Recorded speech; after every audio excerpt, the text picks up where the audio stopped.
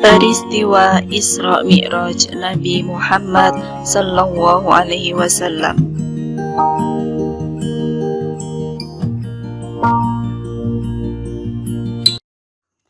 Assalamualaikum warahmatullahi wabarakatuh.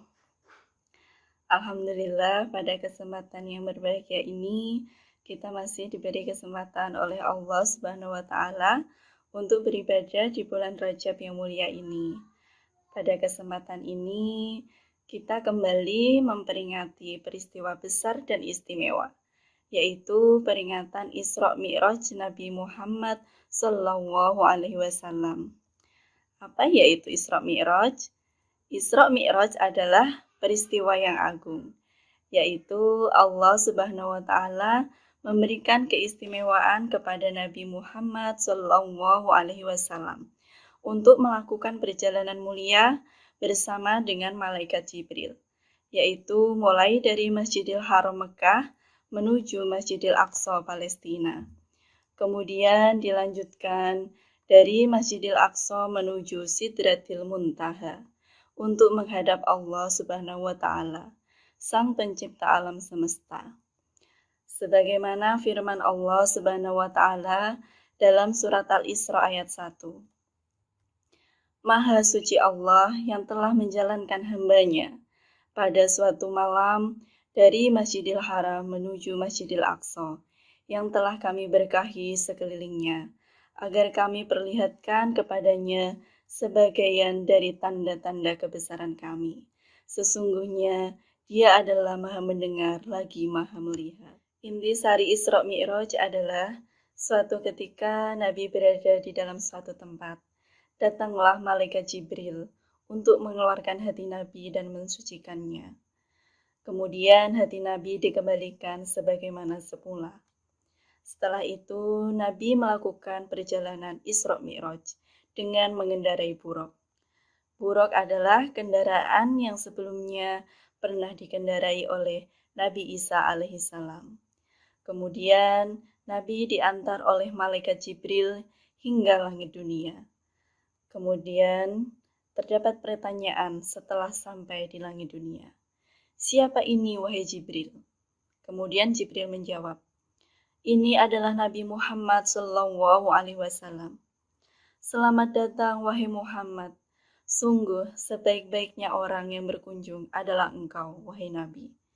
Di langit dunia ini, Nabi bertemu dengan Nabi Adam alaihissalam. Jibril menunjukkan bahwa Nabi Adam adalah bapak dari para nabi. Jibril memohon kepada Nabi Muhammad untuk mengucapkan salam kepada Nabi Adam. Nabi Muhammad mengucapkan salam kepada Nabi Adam alaihissalam. Sebaliknya, Nabi Adam juga membalas salam kepada Nabi Muhammad sallallahu alaihi wasallam. Perjalanan dilanjutkan menuju langit kedua. Di sini Nabi bertemu dengan Nabi Yahya alaihissalam dan Nabi Isa alaihissalam. Di langit ketiga, Nabi Muhammad bertemu dengan Nabi Yusuf alaihissalam. Di langit keempat, Nabi bertemu dengan Nabi Idris alaihissalam. Di langit kelima, Nabi Muhammad bertemu dengan Nabi Harun alaihissalam. Di langit keenam, Nabi Muhammad bertemu dengan Nabi Musa alaihissalam. Nabi Musa menangis karena Nabi Muhammad memiliki umat yang paling banyak masuk surga, melampaui dari umat Nabi Musa alaihissalam. Dan terakhir di langit ketujuh, Nabi Muhammad bertemu dengan Nabi Ibrahim alaihissalam. Setelah itu, Nabi Muhammad menuju Sidratil Muntaha, tempat Nabi bermunajat dan berdoa kepada Allah Subhanahu wa Ta'ala. Kemudian, Nabi menuju Baitul Maqmur, yaitu Baitullah di langit ketujuh yang arahnya lurus dengan Ka'bah di bumi. Setiap hari ada 70.000 malaikat yang masuk untuk bertawaf di dalamnya. Masya Allah. Kemudian, Nabi disuguhi dengan arak, susu, dan madu.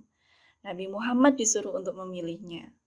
Nabi Muhammad kemudian mengambil susu. Jibril mengatakan, susu ini adalah lambang dari kemurnian dan fitrah yang menjadi ciri khas Nabi Muhammad SAW bersama dengan umatnya. Di Baitul Makmur, Nabi Muhammad bertemu dengan Allah Subhanahu wa Ta'ala. Allah mewajibkan kepada Nabi untuk melaksanakan salat fardu sebanyak 50 rakaat setiap hari. Nabi menerima dan kemudian Nabi kembali pulang. Ketika di dalam perjalanan, Nabi Muhammad SAW bertemu dengan Nabi Musa alaihi salam. Nabi Musa mengingatkan bahwa umat Nabi Muhammad tidak akan mampu dengan perintah salat 50 kali sehari. Nabi Muhammad mengatakan, umatku telah membuktikannya, wahai Muhammad. Memintalah kepada Allah Subhanahu wa Ta'ala untuk keringanan untuk umatmu, wahai Muhammad. Kemudian Nabi menghadap kepada Allah Subhanahu wa Ta'ala dan diringankan menjadi salat 10 kali dalam sehari. Kemudian Nabi Muhammad kembali kepada Nabi Musa dan Nabi Musa mengingatkan kembali sebagaimana yang pertama kali diucapkannya. Kembalilah menghadap Allah Subhanahu wa Ta'ala hingga kedua kali dan akhirnya Allah mewajibkan sholat 5 waktu dalam sehari, yaitu sholat Isya, sholat subuh, sholat zuhur, sholat asar, dan sholat maghrib. Nabi Musa tetap mengatakan bahwa umatmu tidak akan mampu, wahai Muhammad. Tetapi Nabi Muhammad SAW menjawab, saya malu untuk menghadap kepada Allah Subhanahu wa Ta'ala kembali. Saya telah ridho dan saya pasrah kepada Allah Subhanahu wa Ta'ala. Setelah perjalanan Isra Mi'raj itu selesai, keesokan harinya Nabi menyampaikan peristiwa tentang Isra Mi'raj terhadap kaum Quraisy. Mayoritas orang Quraisy telah ingkar terhadap kisah yang telah disampaikan Nabi Muhammad SAW. Bahkan sebagian kaum muslimin yang kembali murtad karena tidak percaya terhadap kisah yang telah disampaikan kepada Nabi Muhammad SAW. Melihat hal itu, Abu Bakar bergegas membenarkan kisah Isra Mi'raj Nabi. Beliau mengatakan, sungguh aku percaya terhadap berita dari langit. Apakah hanya dengan tentang berita Baitul Maqdis aku tidak percaya? Sejak saat itu, sahabat Abu Bakar dijuluki Nabi dengan sebutan Abu Bakar As-Siddiq, Abu Bakar yang sangat jujur.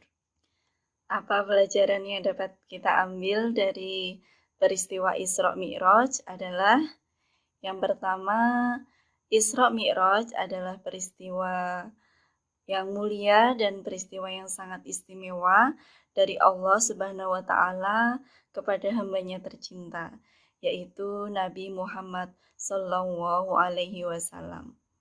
Yang kedua, yaitu kewajiban menjalankan sholat 5 waktu bagi setiap muslim, yaitu sholat Islam, sholat subuh, sholat zuhur, sholat asar, dan sholat maghrib.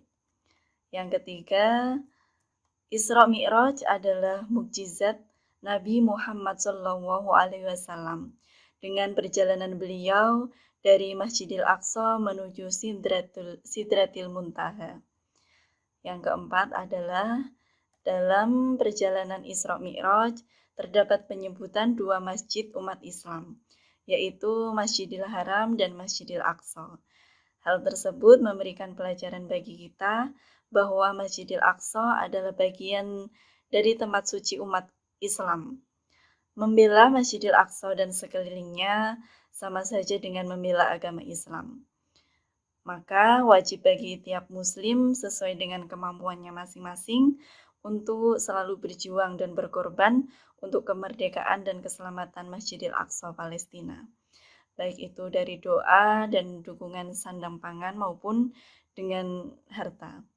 Semoga kita selalu menjadi umat yang selalu dapat mengambil hikmah dari peristiwa Isra Mi'raj ini dan mengamalkannya dengan sebaik-baiknya. Amin, Allahumma amin. Wassalamualaikum warahmatullahi wabarakatuh.